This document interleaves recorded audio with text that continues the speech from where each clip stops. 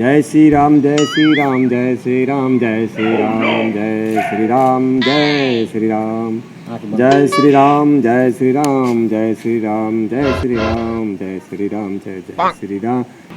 शकल शपथ यही जग मारी, करमहीन नर पावते नाही। अरे चाचा छोरा सब चरपाई या दोहा ओने गांव में उत्पात मचल बा, तू बरत हई रामायण आ चरपाई में लागल बार। अरे तोरा तौर तमीज आ संस्कार बाकी ना हा? इतना हम शुद्ध रामायण पढ़त रही ता तौर तमीज बाकी ना किया कि तू छिछोड़ी पुकारता रह बड़ा बतीजी मरे तू। अच्छा हम बदतमीज बनी आ ऊ के रे यह तो बात बाबे डरवाए खातिर रामायण पढ़ रहल बार होने गांव में का होता तारा तुमको पते नहीं छे। ए तो सुनो तारा ढेर पता बा तो तू ही बता दो ना। बताबो तोरा जैसन आदमी के पता कि का हुई तू तो खुदे जान जी पो।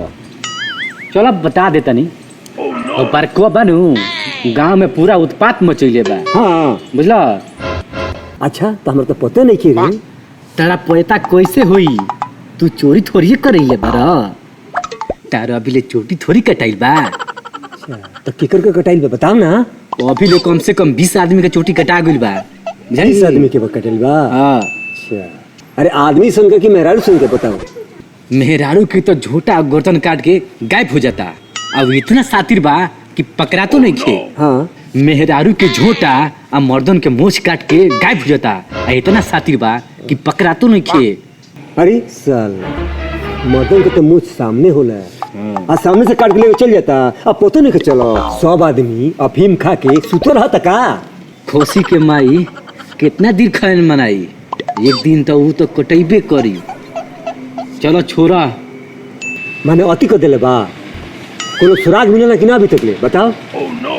वो टोला एक आदमी ओकरा के ठीक से देखले पावे। अच्छा कुछ दिमाग लगाओ ता कोई से ना कोई से पकड़ ली ओकर हुलिया बतैले बा। अच्छा तो ओकर होलिया कैसे मिलता कि ना? हो मिलता लेकिन गांव के वो एगो आदमी बा जाना से ओकर हुलिया एकदम मिलता। केकरा से मिलता हो बताओ। जाए दे चाचा तू जान के क्या करबो? केहू सोचले ना होई कि वो आदमी गांव के ऐसन कर सकेला। अरे बताओ जल्दी से के हो अब केहू से ना बताए। बताओ बताओ। अरे चाचा इतना बेसब्र पे काहे हो खरल बारो? बताओ तनी नु। बताओ बताओ। अरे चाचा काहे बेसब्र भइल बारो? जब गांव के लोग ओकरा के लट चाहे लगी नु तो खुदे पता चल जाई।